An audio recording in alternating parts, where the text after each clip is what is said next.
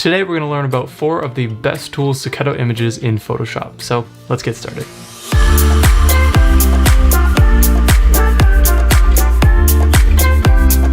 Hello friends, my name is Brendan from BeWillCreative.com, and on this channel we love to talk about photography, photo editing, and all of that good stuff. So that sounds like something that you would be into. Make sure to hit that subscribe button so you never miss a video. Now today we're going to talk about one of the most popular things in Photoshop, and that is cutting out images and removing backgrounds. There is a ton of different tools that you can use to do this. However, there are a few that are more useful than others. In this tutorial, I'm going to share 4 of the best ones that you can use, and at the end we're going to go through an example that we use multiple tools together to refine the selection and create a perfect cutout. So with that, let's hop into Photoshop and see how it's all done. So for our first example, we are going to talk about the quick selection tool, and this has been a long time popular tool in the Photoshop program throughout all the years. So this tool is very simple. It basically works like the brush tool, except it paints the selection rather than a color. So to access that quick selection tool, all you have to do is click on the quick selection option right here, or you can press W on your keyboard. With that tool selected, we'll then click on the new selection option, select the layer that we want to cut out, and then we'll just start to paint over the area that we want to cut out. In this case, it's the sky. And depending on how similar the colors are or how much contrast is in your photo, it might automatically snap to all the edges like it just did in this example. However, it's not uncommon for something to happen like this, where it selects an area or a couple areas that aren't what you want to cut out. And in that case, you can easily refine that edge by holding the Alt Option key, and notice how that icon changes to a minus inside of the cursor here. So that's holding Alt Option with the minus, and then this is the regular brush with the plus. So holding Alt Option, having that minus icon there, and then we can just paint over those areas we want to get rid of, and Photoshop will do its best to snap to the edges it thinks you want instead. And it does a pretty good job to quickly refine those edges. You don't need to try too hard for this. And then you now have a nice selection around your building or your subject or whatever else you're trying to cut out. Now the opposite is true, and let's say you have too much selected of a certain area. You can then just make sure that the plus option is selected with your cursor. Again, this is going to be the default option, but if you aren't sure, you can just go up to your settings bar and click it right here. And then from there, you can just paint over those areas you want to add back in, and it's going to refine that selection back down to the edge that you are wanting. So around your subject, in this case, my building. So with that all done, your selection is ready to go. To cut out the image non-destructively, we're going to click on the layer mask icon. That's going to apply that selection onto a layer mask, and in this case it's the opposite of what we want. So we'll click on that layer mask and press Command or Control I to invert that mask, and now we have cut out the image. Now these same steps apply whether you're cutting out a person, a building, a car, or whatever else you're trying to cut out.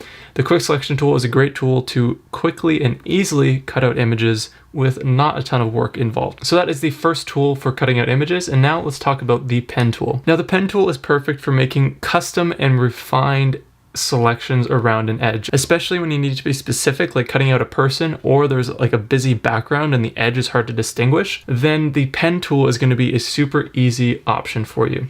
So to access the pen tool, you can press P on your keyboard, or you can find it right here in your toolbar.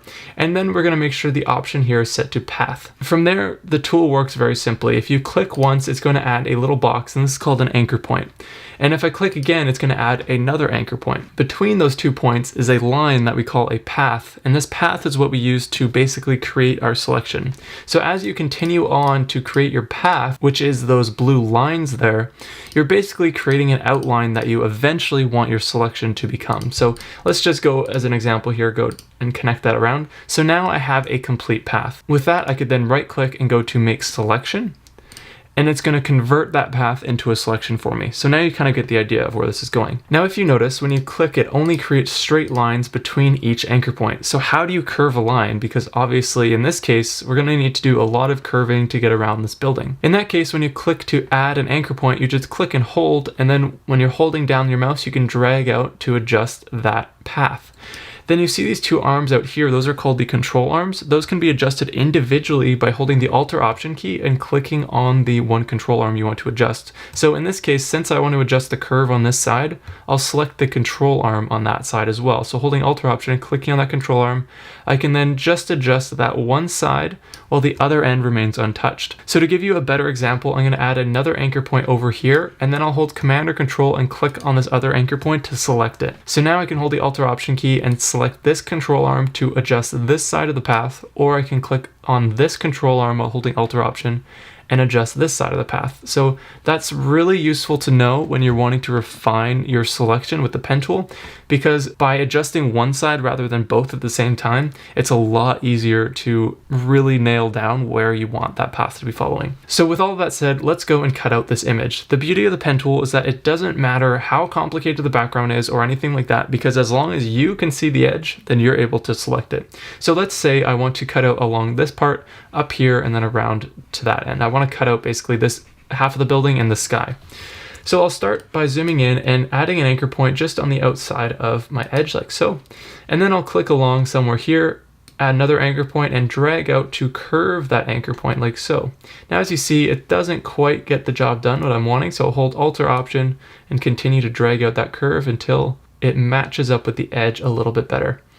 So by dragging out, you can definitely get a lot more of a customized curve to your path rather than just having short control arms. From there, I'll continue on clicking out to this point here, dragging out, and then again, I can hold Alt or Option, click on that control arm, and refine that path like so. I'm not going to select this one dark area here, so I'll hold Alt or Option, move that control arm out of my way, click in the corner like so, and then from there I'll continue to drag out, add more anchor points along the top.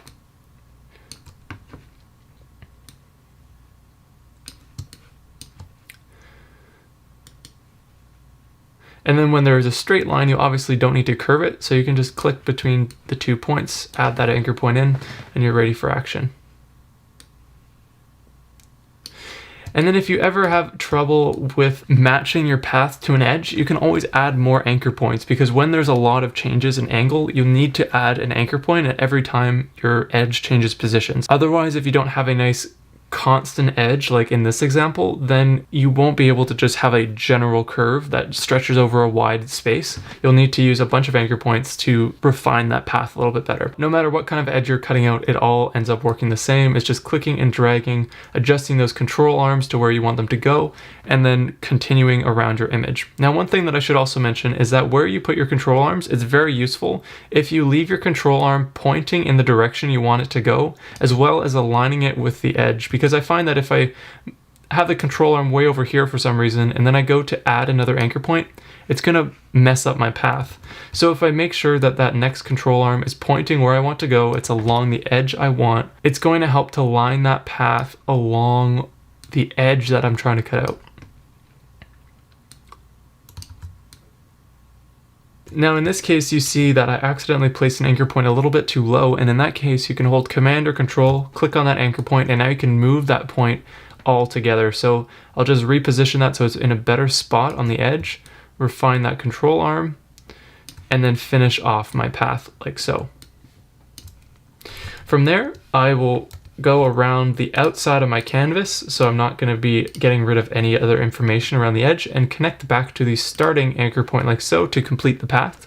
From there, since I want to cut out this image, I want to turn it into a selection by right-clicking, going down to Make Selection, check off Anti-Alias to make sure New Selection is checked off, and my feather radius is set to 0 pixels. I'll click OK, and now I have an active selection. Just like before with our Quick Selection tool, we can select the layer we want to cut out, click the layer mask icon, and now our image is cut out. The beauty of the pen tool is that because you are the one that's picking where the edge is, there's not a lot of fringing or any refinements that need to be done, because you already spent the time to go right against the edge, make a nice clean selection, and all your work is done. So that is the pen tool. This is an amazing tool to use against complicated edges or cutting out people, or when you just really need to make sure that you have a perfect selection around something. So with that, let's hop into our next example, which is the select color option. So the select color range option in Photoshop lets you select a certain color and turn that into a selection based on that one color. So in this example, since I have a bunch of blue sky, I'm going to select all of the blue in the image to cut out these palm trees. This is an amazing tool to use if you're shooting in a studio or you have a solid colored background behind your subject, because then you don't have to use any other complicated tools. You can just select the color of the background that you want to remove, and then it's going to do all that for you. So to access this tool, we'll go up to select and down here to color range, making sure that the layer we want is highlighted, of course, and then our color range option will appear here. Now what I like to do is set my selection preview to none and then have this option checked off to selection. From there, I'm going to click on this eyedropper tool and I'll click on the color I want to sample. So in this case, that blue, and notice how it now has that white line. So just like a layer mask, the white is going to be 100% visible while the black is going to be 100% transparent. But in terms of making a selection, we basically just want to have the area that we don't want to be white and the area that we do want to be black, and then we'll invert it later on our layer mask. Now, obviously, if I just keep clicking around, it's selecting different blues, but obviously it's not going to select all of the blues at once. So what you can do then is hold the Shift key, and notice how I have the plus icon beside my cursor, or you can click on the plus icon here. Either or works. With that done, holding the Shift key or clicking here, you can continue to sample different colors, and it's going to add to that selection area. Taking care not to select any of this yellow or the green that is in my palm trees here, I'll continue going through until all of that looks white, and then I can even go to my selection preview and change my image to grayscale so I can better see what's going on here. So as you notice, there's a little area in here that isn't quite working, and now that's all checked off and refined. Going back to none, since I mentioned that white is 100% visible while black is 100% transparent, this is obviously the opposite of what we want. The only reason that we did this is because the blue is easier to sample than all of the green in the trees. So with this all complete and you're happy with your selection, you can then go and adjust the fuzziness as your last thing, and this is going to basically shift how much tolerance there is between different colors. So this will help to remove any fringing or just make the edges of your selection a little bit softer and more realistic. I like to keep mine as a default somewhere between 30 and 50, but it's totally up to you and it depends on the image you're using. Rather than having to invert this selection later on the layer mask, I can just click this invert option and it's going to switch those colors around for me. So now my palm trees are visible while the sky is going to be transparent. Clicking OK, it'll now turn that into an active selection. I can click on the layer mask icon to add that onto a layer mask, and now my palm trees are cut out because I sampled the blue and then I inverted that selection in the color range dialog box. So then I didn't have to do any extra stuff later on the layer mask. This is a definite lifesaver, especially if you're working in studios where you have a solid background against your subject or something like that. Definitely make sure to remember the select color range option. Now, for the last option, we're going to talk about the channels. And the channels is perfect for cutting out complicated edges such as the hair, because going through all of the tools that we've just discussed in this tutorial, the quick selection tool isn't going to do a good job to cut out these complicated edges. The pen tool, unless you want to spend a lifetime going around all of this curly hair, you're probably not going to want to do that either. And then the select color range tool isn't going to work necessarily as well, because there are a bunch of different hues that aren't necessarily the same, and also the same hues that are in the background show up in his shirt, so then we're going to have a lot of problems there. However, since there is so much contrast between his hair and his body versus the background, we can use the channels option to cut out this image. Now the channels option can be found right here beside your layers. It's in a different tab, and going through you have 3 different channels for red, green, and blue. Each of these channels represents a different color channel in your image, and depending on your photo they'll have different levels of contrast. So going through all of these, the idea here is you want to find the one that has the most contrast between your subject, what you want to cut out, and the background. So going through these, you notice that the blue channel by far has the most contrast between him and the background. So what we want to do is use this contrast to create a selection, and obviously right now it's not super contrasty. We want this to be basically black and white. So what we'll do is we'll click on that blue channel and drag down to the new layer icon down here to duplicate it. Again, depending on the photo you're using, you may be using a different channel than me. However, all the steps from here on out after you copy that channel are the exact same. With that blue copy channel selected, press Command or Control L to access your levels, and now we can add more contrast to this channel. So I'll drag up the shadows here to darken up him and his hair and all that stuff, and then I'll lighten up the highlights to get rid of that background and all of that stuff. Now the thing you notice here is his shirt is becoming white as well, and in this case there's no avoiding that. However, we'll talk about some easy ways to get that back in later on. For now we just want to focus on his hair. So zooming in just to get a better look, I want to make sure that all of his hair is pretty nicely selected. There's no noticeable dark areas that I don't want selected in that area. But for now this looks pretty good to me, and then I'll click OK.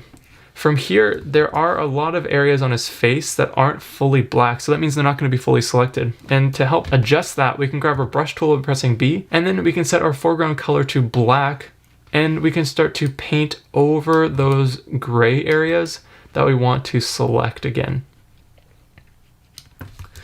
So in this case, I'm just going to be painting over his face so that we're making sure that everything in that area is going to be selected as one, and there's not going to be any weird things going on later on. Now as for his shirt, there's not a whole lot we can do about that one. However, we can do a little something to get rid of these light gray areas. I talk about this in my other tutorial all about how to cut out complicated images in Photoshop, but it basically follows the same premise.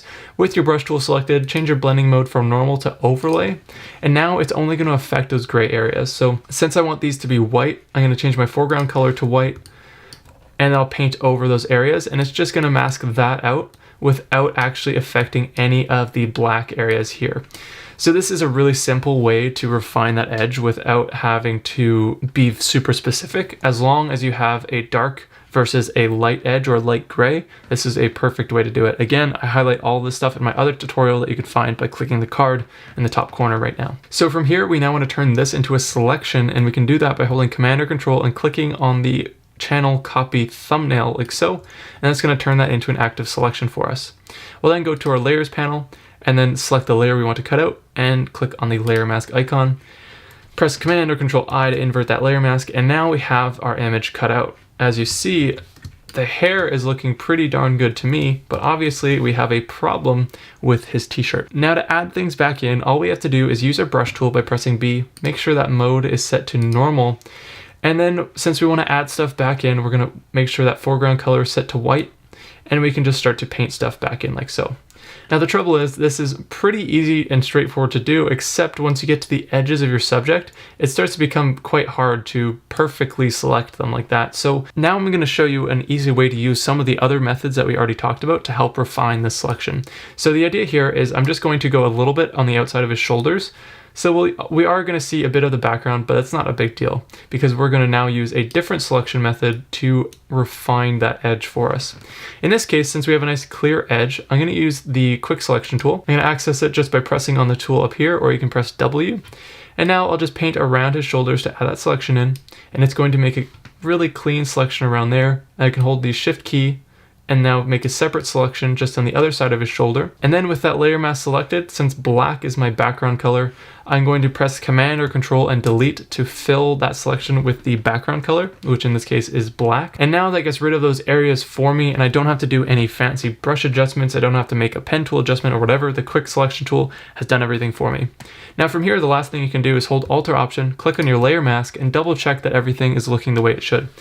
And what we're looking for is that there isn't any black areas within the subject, because that would indicate transparency. So in this case, we have two transparent spots on his shoulders. So I'll grab my brush tool, make sure my mode is set to normal, make sure white is set to my foreground color, and then I can just paint over those areas like so to make them visible once again. From there, I'll hold Alt or Option to click on that layer mask, go back to my regular view. And now my subject is cut out using the channels to cut out his hair, and then the quick selection tool to go around his shoulders. So you can use any of these methods together to create perfect selections, but each one will have their own pros and cons. So just remember the advantages of one versus another when you're trying to use the two together.